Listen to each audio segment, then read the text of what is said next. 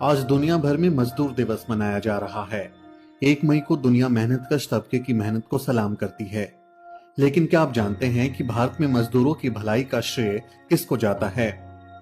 वो कौन है जिसने मजदूरों के काम के घंटे से लेकर इंश्योरेंस तक की लड़ाई लड़ी? जवाब है डॉक्टर B.R. अम्बेडकर।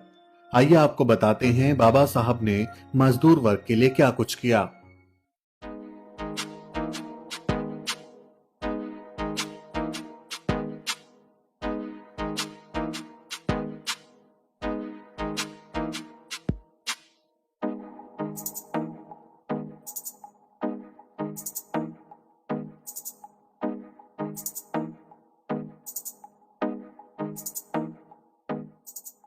आज भारत में काम के 8 घंटे हैं तो इसका श्रेय बाबा साहब को ही जाता है।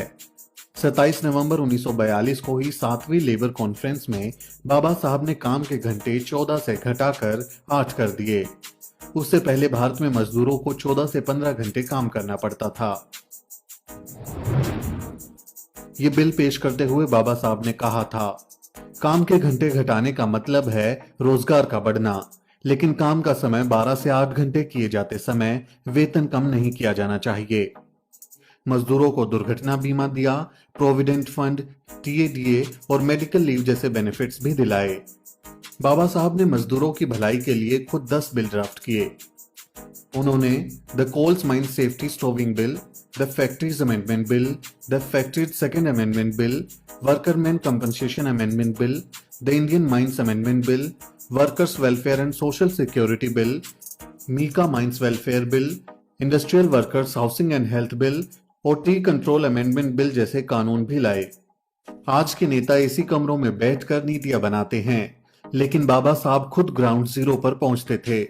बाबा साहब ने खुद धनबाद कोल माइंस और रानीगंज कोल फील्ड का दौरा किया और खदानों में काम करने वाले मजदूरों की हालत पर विस्तृत रिपोर्ट भी बनाई।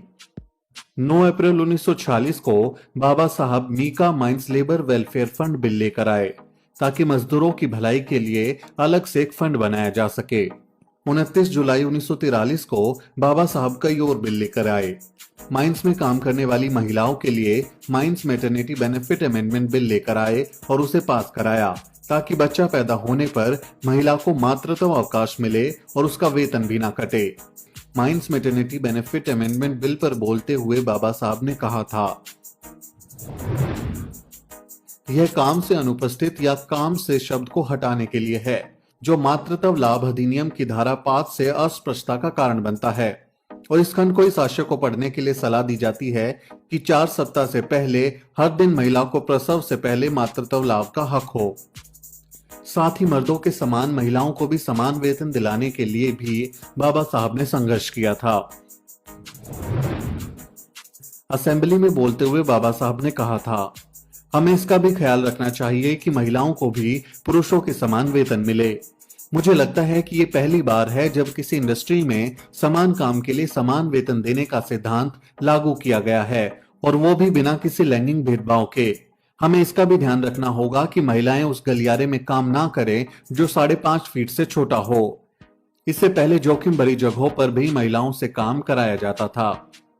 खदान मातृत्व लाभ कानून, महिला कल्याण कोष, महिला एवं बाल श्रमिक संरक्षण कानून, महिला मजदूरों के लिए मातृत्व लाभ कानून के साथ साथ उन्होंने भूमिगत कोयला खदानों में महिला मजदूरों से काम न कराने के कानून की बहाली भी करवाई।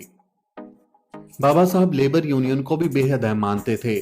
ट्रेड यूनियन एक्ट भले 1926 में बन गया था, लेकिन मालिकों द्वारा श्रमिक संगठनों को मान्यता देने को अनिवार्य बनाने का कानूनी संशोधन 1943 में हुआ। 13 नवंबर 1943 को बाबा साहब Indian trade union amendment bill लेकर आए थे ताकि फैक्ट्री मालिक ट्रेड यूनियंस को मान्यता दें। इसी समय काम करते समय दुर्घटना का बीमा, जिसे बाद में ASI का रूप मिला, कानून बना।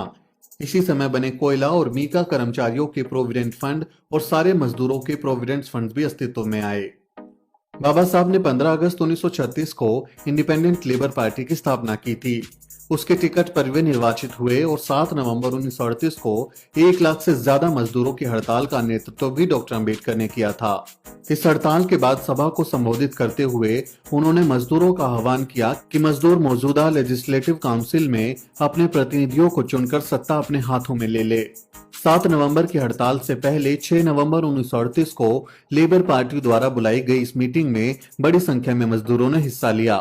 अंबेडकर स्वयं खुली कार से श्रमिक क्षेत्रों का भ्रमण कर हड़ताल सफल बनाने की अपील कर रहे थे।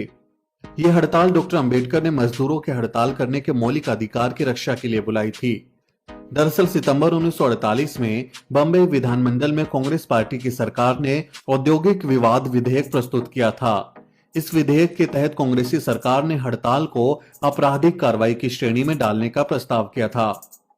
डॉक्टर अंबेडकर ने विधानमंडल में इस विधेयक का विरोध करते हुए कहा, हड़ताल करना सिविल अपराध है, फौजदारी गुनाह नहीं। किसी भी आदमी से उसकी इच्छा के विरुद्ध काम लेना किसी भी दृष्टि से उसे दास बनाने से कम नहीं माना जा सकता। श्रमिक को हड़ताल के लिए दंड देना उसे गुलाम बनाने जैसा है। हड़ताल एक मौलिक स्वतंत्रता है जिस पर मैं किसी भी सूरत में अंकुश नहीं लगने दूंगा। यदि स्वतंत्रता कांग्रेसी नेताओं का अधिकार है तो हड़ताल भी श्रमिकों का पवित्र अधिकार है।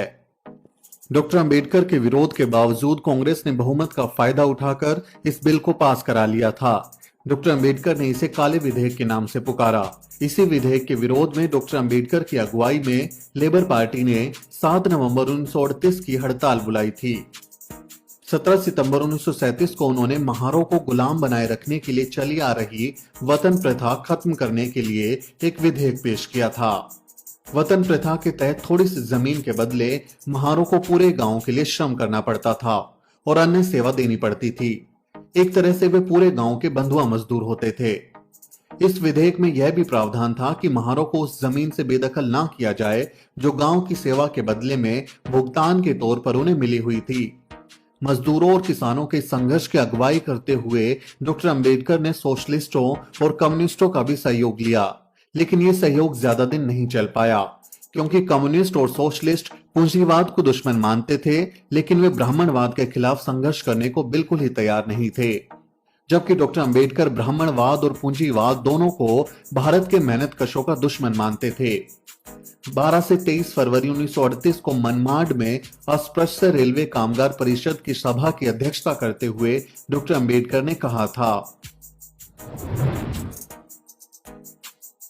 भारतीय मजदूर वर्ग ब्राह्मणवाद और पूंजीवाद दोनों का शिकार है और इन दोनों व्यवस्थाओं पर एक ही सामाजिक समूह का वर्चस्व है, लेकिन कांग्रेस, सोशलिस्ट और वामपंथी तीनों अस्पृश्य कामगारों के विशेष दुश्मन ब्राह्मणवाद से संघर्ष करने को तैयार नहीं हैं। बाबा साहब ने इस देश के मजदूरों के लिए इतना कुछ किया, लेकिन फिर भी उन्हें मजदूर नेता के रूप में मान्यता नहीं मिल पाई। साजिश के तहत उन्हें सिर्फ दलितों के नेता तक सीमित कर दिया गया। ना ही मजदूरों पर उनके काम को पढ़ने दिया गया और ना ही कभी उनके इस अमूल्य योगदान को दुनिया के सामने सही ढंग से प्रस्तुत किया। लेकिन सच ज्यादा समय तक छुप नहीं पाता। बाबा साहब जैसे महानायक को आज पूरी दुनिया सलाम कर रही है।